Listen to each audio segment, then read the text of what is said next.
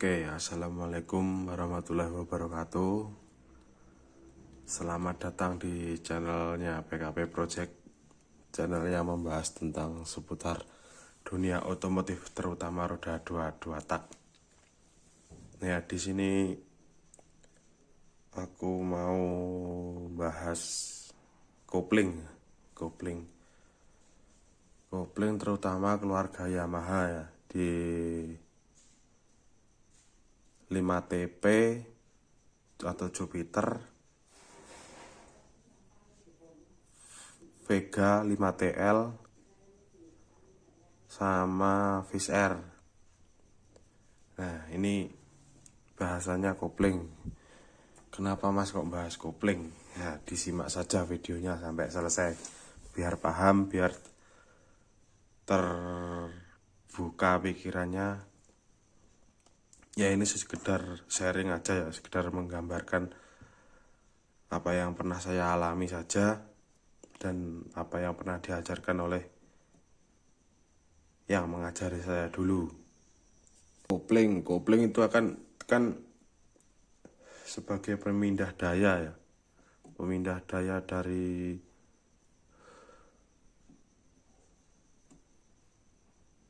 ledakan yang dihasilkan pembakaran menuju ke crankshaft atau bandul menuju ke primer, dan primer menuju ke sekunder, sekaligus komponen koplingnya ini kopling menuju ke transmisi. Kan urut-urutannya begitu. Transmisi ke roda belakang, urut-urutannya begitu. Nah, setiap kita membangun mesin atau memodifikasi mesin, kita kan sering membahas memodifikasi di bagian blok piston atau askrek atau bandul. Di situ-situ aja ya maksudnya. Jadi ada beberapa orang yang berpikiran bahwa jika tenaganya yang dihasilkan dari proses pembakaran itu udah besar, sebenarnya udah cukup membantu untuk menghasilkan power yang diinginkan.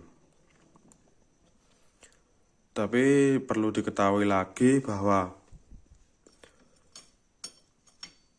tidak cukup hanya itu saja yang dirubah, maksudnya yang dimodifikasi nggak cukup dari komponen itu saja untuk menghasilkan tenaga yang optimal.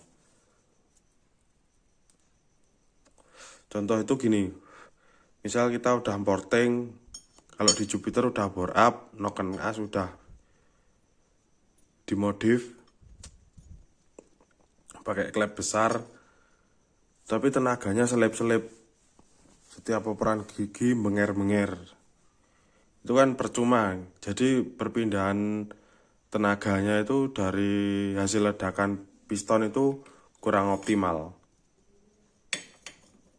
Misal kalau di 2 tak di Fish Air ini ya, misal motornya udah porting, pistonnya udah naik oversize besar,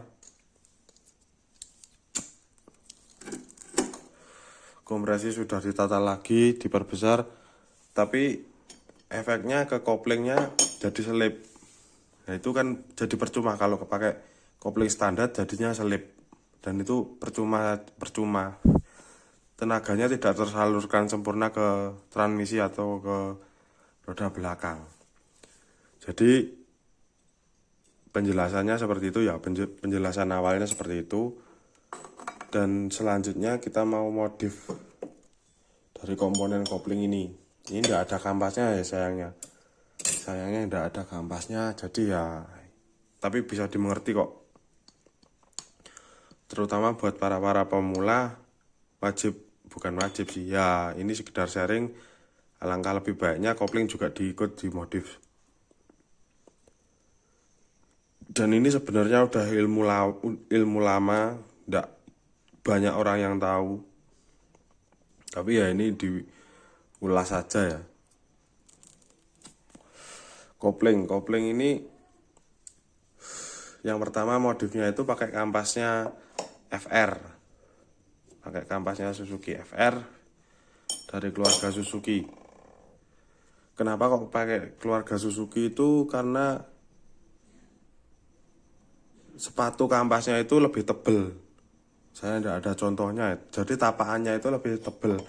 Kalau Yamaha sendiri itu kecil-kecil. Misal ya jauh lah tebelnya daripada FR. Lebih tebel pakai punya Suzuki. Jadi ya alangkah lebih baiknya dimodif kayak punya Suzuki. Tapi ada beberapa perubahan. Yang pertama yaitu kita harus besarin kaki empatnya ini. Kaki empatnya ini harus dikecilkan, maksudnya bukan dibesarkan. Kaki empatnya ini harus dikecilkan dulu, biar kampasnya bisa masuk sesuai di rumahnya ini harus masuk. Tapi jangan terlalu longgar. Nanti takutnya kampasnya oblak malah geser-geser nanti takutnya. Jadi harus presisi, ya selisih boleh lah, selisih 0,2 apa 0,3 itu boleh. Jadi ya ada pembubutan di bagian ini. Nah ini kan udah dibubut. Terus lanjut lagi ke rumah koplingnya, rumah kampasnya. Rumah kampasnya ini kupingannya ini yang punyanya kampas FR itu lebih besar. Jadi harus digerinda. Di sini tuh harus digerinda. Ini dicowak, tambah ya dicowak dikit lah. Saya lupa ukurannya. Digerinda, lebih baik digerinda, dipotong sini seret. Tapi motongnya jangan kanan kiri ya. Lebih baik satu sisi saja, tapi misal sisi kiri sini ya semuanya sisi kiri. Misal sisi kanan ya sisi kanan semua yang dipapas. Jadi seperti itu ya. Terus lagi pemindahan tenaga ini juga harus dicek. Karet ronselnya di dalam ini juga harus dicek. Jangan sampai ada oblak. Ini jangan sampai oblak. Jangan sampai oblak ya. Karena kenapa? Karena jika ada oblak itu perpindahan tenaganya itu masih ada speleng. Jadi gimana yo, ada jedanya tenaganya. Jangan sampai oblak ya, sebisa mungkin kenceng lah. Itu wajib ya. Terus lanjut lagi yang terakhir ini, koplingnya pakai smash. Per koplingnya pakai smash. Ini dibesarkan agar diameternya itu pas masuk ke dalam sini. Per smash itu kalau ndak salah diameternya 18 apa 19 ya, aku juga lupa ya. Kalau yang PNP pakai FU atau pakai Shogun FL apa itu, tapi kalau aku nggak suka sih kalau pakai FU apa Shogun. Kalau FU itu terlalu mepet, pernya itu bener besar kaku, tapi dia itu mepet, rapet, ulirnya itu rapet. Kalau smash itu renggang, terus pernya udah kaku. Jadi menurutku lebih optimal pakai smash. Jadi diameternya lebih besar, tapakannya lebih besar. Tapakannya ini diameternya lebih besar, jadi nyengkramnya tak rasa lebih kuat smash, lebih rata. Terus ya itu ilmu lama sih sebenarnya. Udah resep-resep lama itu. Biasanya kalau buat yang smash balapan itu ya smash masih diganjel lagi, jadi lebih kaku lagi bernya. Tapi kalau buat harian yo tidak disarankan sih, keras banget.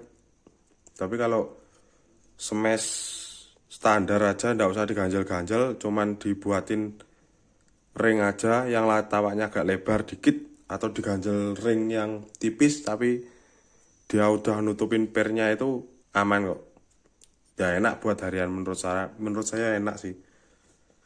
Kalau tangannya udah kebiasa pakai per-per yang lumayan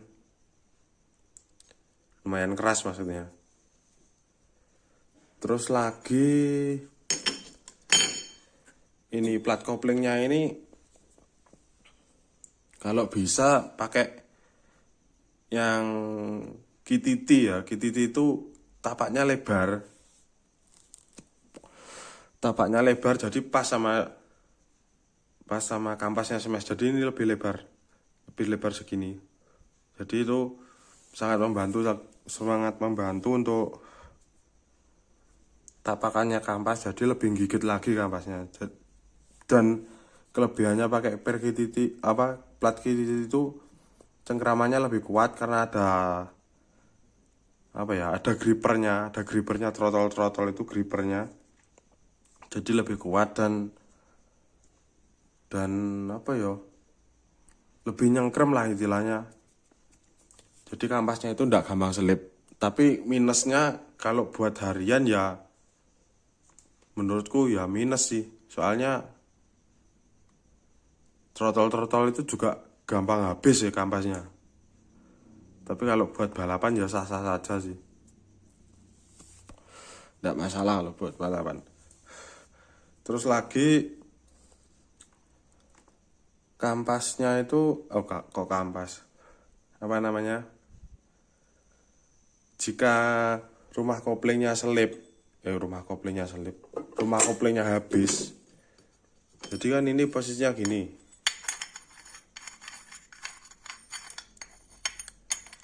Ini tips saja ya buat yang tidak mau beli rumah kopling kaki empatnya. Ini kan posisinya gini. Nah, ini coba dicek ya kalau ada yang masih selip-selip, ini dicek. Di sini tuh aus apa enggak? Di sini aus apa enggak? Dalam apa enggak kemakannya? Jika masih selip, plat koplingnya ini misal pakai plat kopling standar ya dibelikan plat kopling satu lagi ditaruh di tengah. Jadi plat koplingnya double, satu sisi plat koplingnya double. Itu enggak masalah itu. Jadi itu solusi juga buat nambahin cengkraman di kampas. Cara kerjanya gimana, Mas? Cara kerjanya itu sebenarnya ini misal diameternya tebalnya 10 cm misal ini cuman misal dengan berjalannya waktu kan ini juga kekikis juga kan karena bertemu dengan kampas, sini kampas. Jadi kan juga ada gesekan, jadi ya berkurang dikit. Nah ini ditambahin platnya, jadi biar lebih di sininya itu lebih rapat, lebih istilahnya lebih gigit, lebih padat di sininya lebih padat. Jadi kampasnya jumlahnya tetap, cuman plat koplingnya aja ditambah. Jadi platnya ada 2. Jadi kampas, plat kopling 2, terus kampas lagi, gitu enggak apa-apa itu. Itu juga salah satu tips buat ngakalin yang enggak mau beli rumah kopling yang harganya lumayan sih. 60 ribuan kalau yang lokal.